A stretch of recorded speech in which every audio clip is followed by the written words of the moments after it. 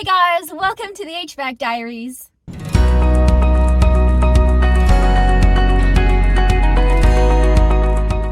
Today is Saturday, November 4th, and this is my weekly HVAC vlog, proudly brought to you by New Calgon.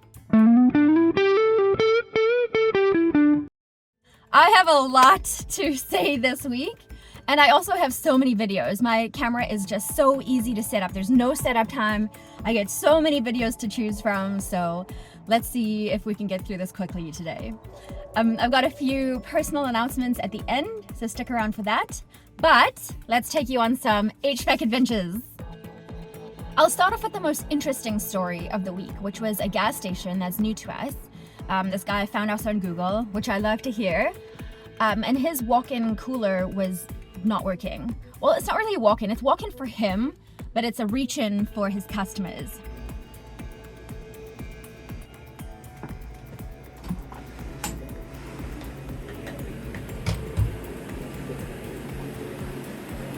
So he says everything's working, the fans are running, but there's just no cooling happening.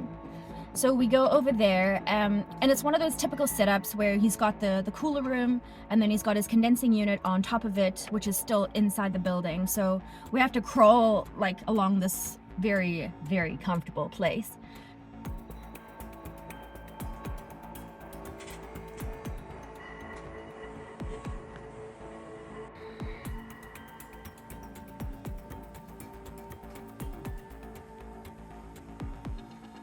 Actually, there was a screw hanging out of the roof that stabbed me in the back, but that's beside the point. So yeah, we're crawling through this little area to get to the unit that we're working on. It's like a little a water-cooled unit, which I thought was actually illegal, but I did some research and it's actually just the city of Vancouver that they're illegal in. Well, they're banned.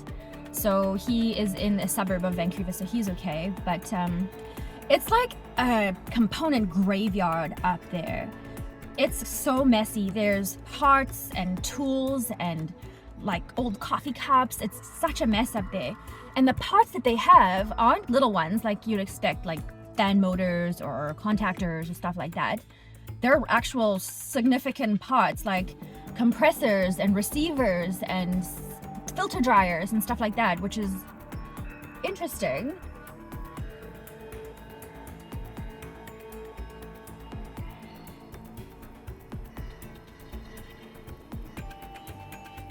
And then even more interesting is when we walked into the cooler to check out the evaporator, he's got a solenoid magnet sitting there on his product, like right there. And so eventually, after some time, my dad spoke to him and he's like, is anyone else working on this system? And the guy's like, no one's touched it. No one's looking at it. No. And we're like, dude, the evidence is right there. If you're just honest with us, we can help you better. And what we're finding here, at first we thought it was short on refrigerant. That's what our pressure gaugers was telling us. The sight glass was flashing a little bit. So we figured maybe it was a little bit short on refrigerant. It's an R22 system. So my dad did a little bit more investigation. What he figures is that there are contaminants in the system. Because on the sight glass, I didn't pick up on this detail, my dad did. This is his 40 years of experience, but he noticed that the sight glass indicated that it was actually wet. The system is wet.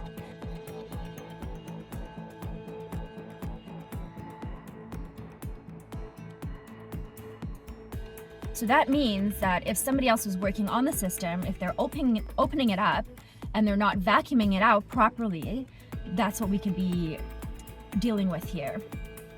And how my dad figured that out was he figured there's a blockage in the TXV, the thermostatic expansion valve. So what happens is a little tiny bit of moisture will travel in the system and it'll get cold enough to form a little ice crystal in the TXV, which has got a tiny little orifice, and it blocks it. And it doesn't let any refrigerant through into the evaporator. So that's an indication of short on refrigerant. But it's not, because once my dad, he thawed that TXV out and then the system ran perfectly. Not for very long, but we were running okay.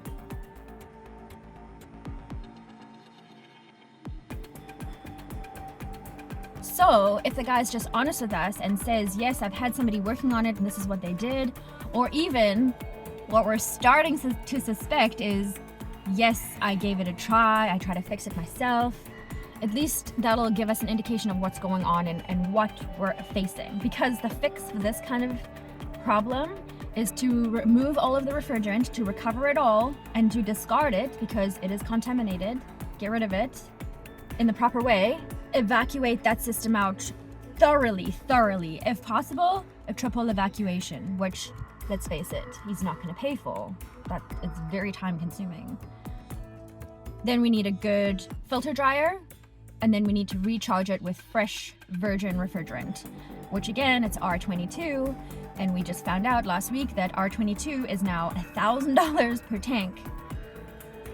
Anyway, very interesting situation over there. The next story I have for you is yesterday's job, where we spent the day cleaning an evaporator at our meat supplier.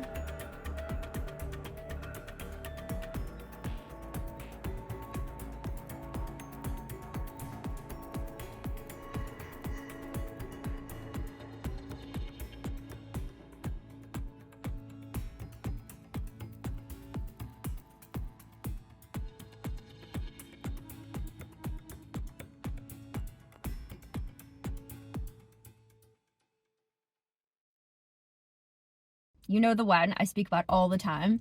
These guys do not do any maintenance on their stuff, and it's always like a reactive type service. We're never proactive, we're always reactive. Anyway, so last week they called my dad complaining of a burning smell. So my dad went over there and one of their fan motors was burnt out.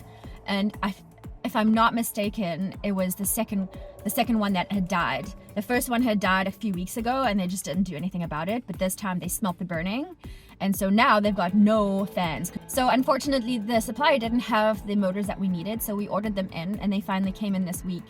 So we went over there yesterday and took care of that. The fan guard cover, I think I showed it to you guys last week, maybe not. Anyway, it was so gross. It's indicative of the condition of the rest of the unit. I'm excited to show you that. It's pretty gross. Anyway, so I spent a few hours on earlier this week just scrubbing that thing off, getting all the rust bits off of it.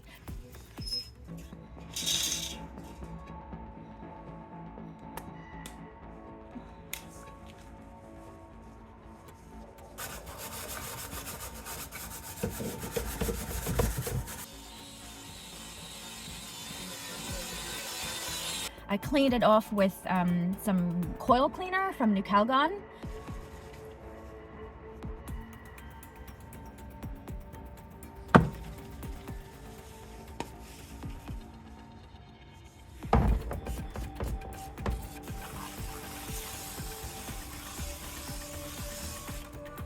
And then we sprayed it with some rust inhibiting coating.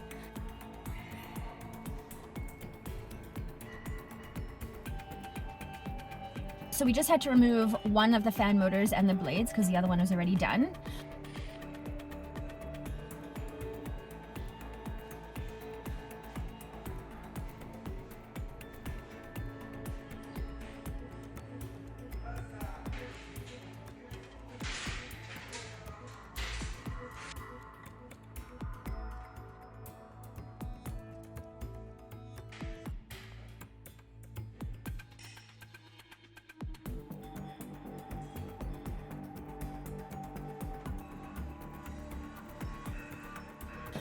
Almost got friggin' hooked by a meat hook. I'm just kidding. It was just like right there and I'm like, ugh, this is blah.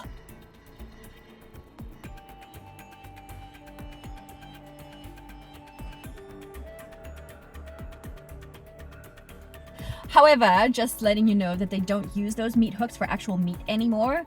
They're actually used to hang hoses when they clean at the end of the night. It just kind of keeps the hoses off the ground when they're cleaning, but still, I was like, ugh, this thing is touching me, I don't like it. So then we had to remove the pan from the bottom.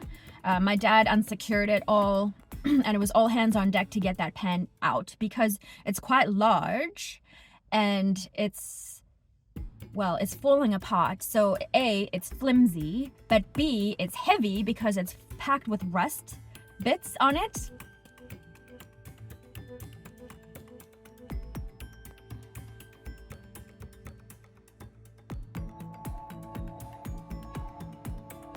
And this is the view just as the pan came off on the one side. I went in there with my camera.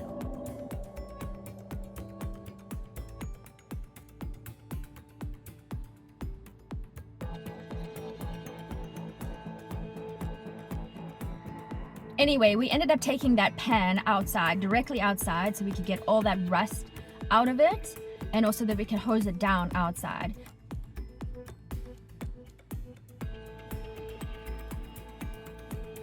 It was so bad that Trevor had to use a shovel to get that rust out.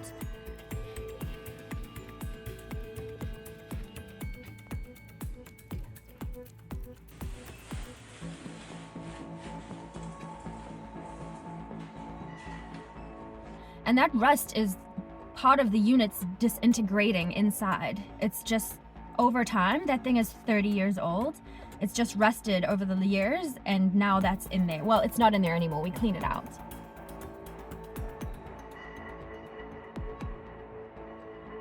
And then I brushed off as much of the gunk on the inside of the coil that I could. Oh, it's so gross. I ended up putting one of those little surgical masks on because it was just everywhere in my face.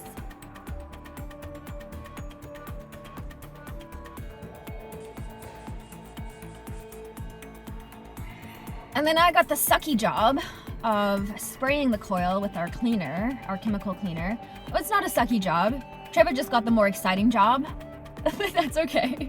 So I sprayed the entire inside of that coil with some Calbrite cleaner. Calbrite? Anyway, new Cal cleaner.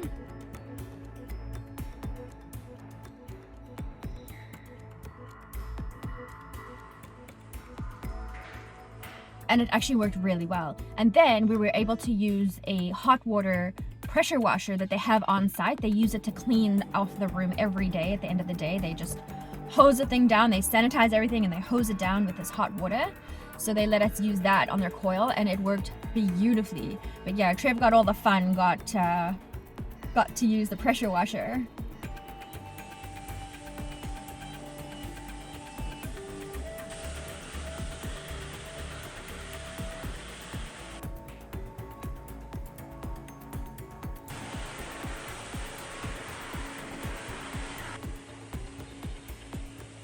While I got to squeegee the floor. So once the pan and the evaporator coils were all clean, we replaced the two motors. Well, I guess we installed the two new motors.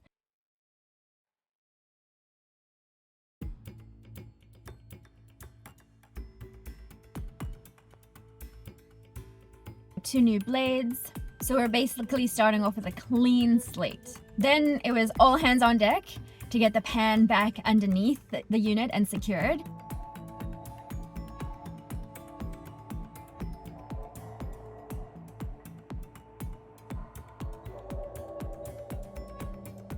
And so I'm standing on the one side, just holding this pan above me, just holding and holding and holding. My dad's securing it on the other side with my brother, and they're having some issues, and they're like chatting about it. I'm like, could you guys hurry it up a little bit? Having your hands above your shoulders for so long, whew, it hurts. It's a workout.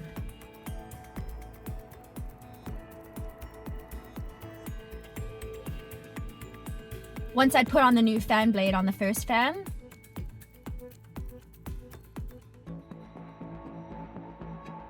I did my little spinny testing, which I always do, and the thing got caught.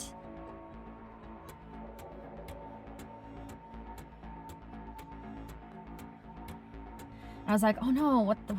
But it was just a zip tie that I'd used to secure the wires back. The little square thing, I don't know what you call that thing. It was facing the blade, so it just kept hitting the blade. So I just moved that out of the way, and then free spinning, baby. And yeah, that was that job.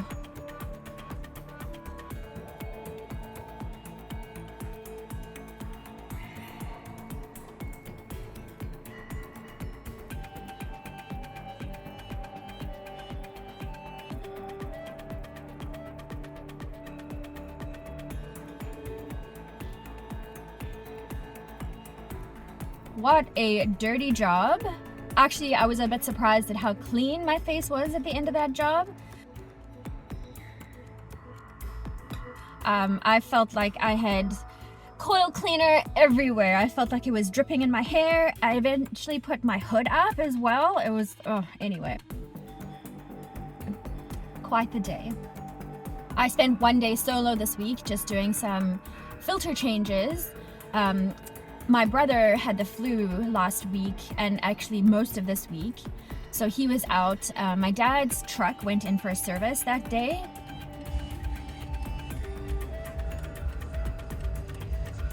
So he was out, so I went out to do the filter changes.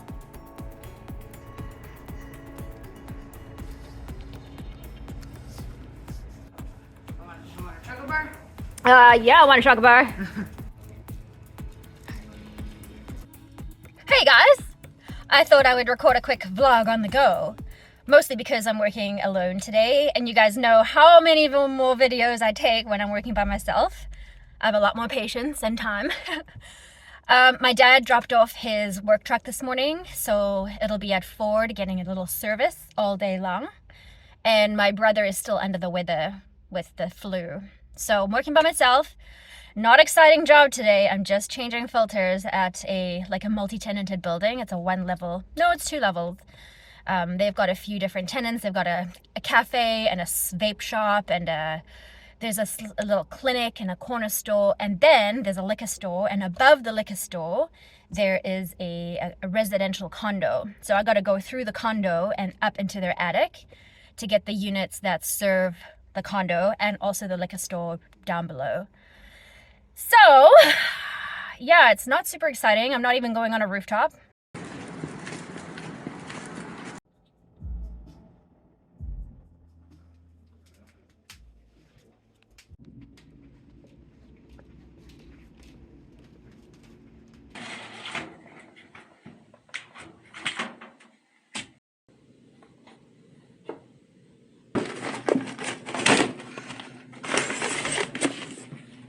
I get to use one of those cool ladders that you can pull down, and every time I use it, it's just so American to me. Like growing up in South Africa, we used to watch these movies and stuff like that, and you see those things pulled down, and we didn't have attics. I don't think houses had attics in South Africa. No, I don't think that's a thing. So anyway, so every time I pull this thing down, I'm like, I feel like I'm in a movie or TV show or something. It's so silly.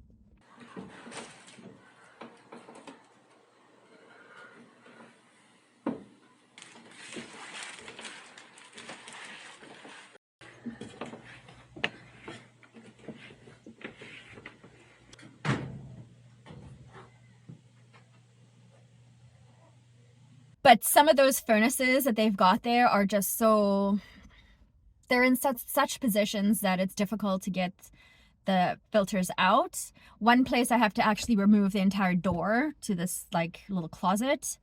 Yeah, it's fun times.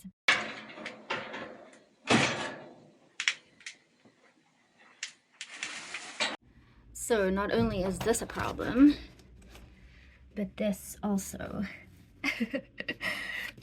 This floor platform is higher than the filter rack.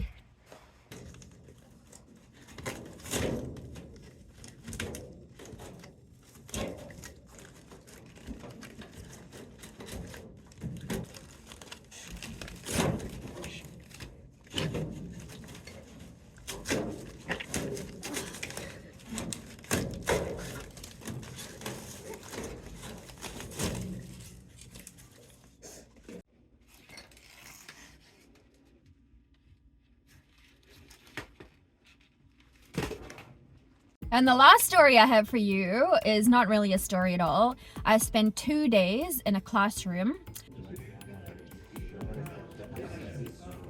for Geothermal Climate Master training.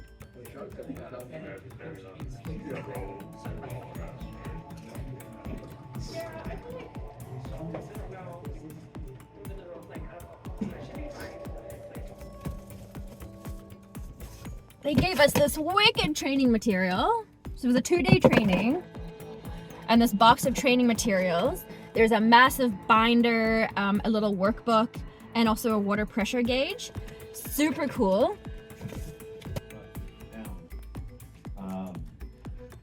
Certain period of time. To make this statement so you all have. I thoroughly enjoyed the training. So, geothermal, if you're not familiar, is basically when you use the earth or a body of water to do your heat transfer. So basically they install, like, they'll put big loops in the ground or big loops in a body of water like a lake or even an ocean. And it's fascinating to me. It is so interesting. One brand, train nature on. Basically it's like bring these kinds of antifreeze into a Dow frost. I don't know if I'll ever have an opportunity to do work on a geothermal system, especially not here in the city. Maybe I would say some rural parts, maybe, but I don't think here in the city. However, what the information that they taught us, I can apply to the water source heat pumps that we work on in that building with the cooling tower. So instead of being in the ground loops, it's just in a cooling tower on the roof. Same principles. But I thoroughly enjoyed the training. I think mostly because of the guy, the man who was the instructor. He's in his 60s, probably around my dad's age, and he's just got so much experience installing these systems. Like, he was actually out there digging in the trenches, and he's actually like an actual diver. So he goes and lays these pipes out in these bodies of water, and the stories he has are just so fascinating, and he tells them in such an entertaining and funny way. I absolutely loved his presentation. I was slightly disappointed, however, because when we signed up for this training, they had this little brochure about it, and they listed the two trainers. There was this Sean man, and then they had Emily listed. So I was like, a woman trainer? That's awesome! Like, now I'm very excited to go.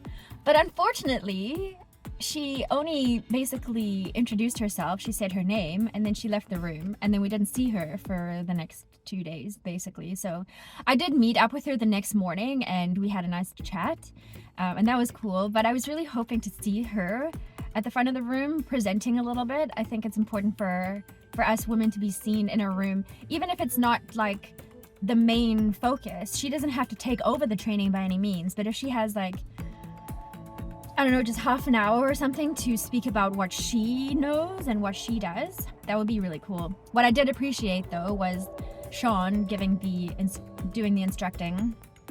He spoke about this one lady. Oh, what was her name? He told us many times.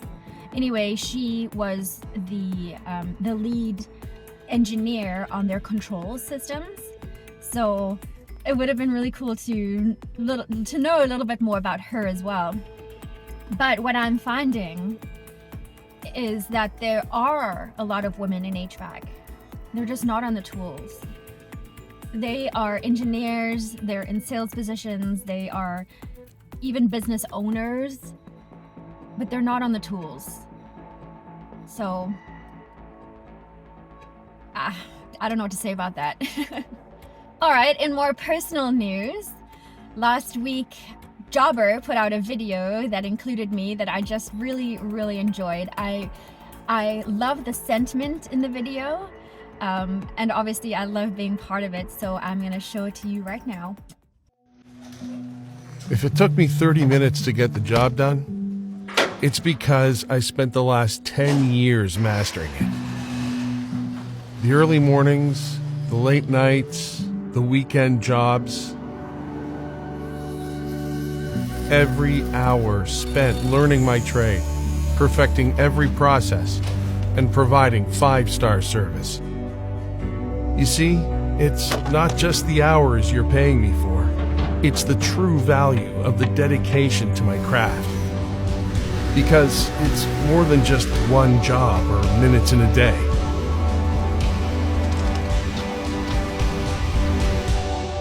You hired me for the years, not the minutes. Built by you, powered by Jobber. Also, out of last week's vlog, I had a couple of comments because I was saying how I feel so much more comfortable approaching a woman with my questions, with things I need, help I need, all that stuff. And somebody commented, they asked me if I had ever been turned away from a job by a woman because I was a woman.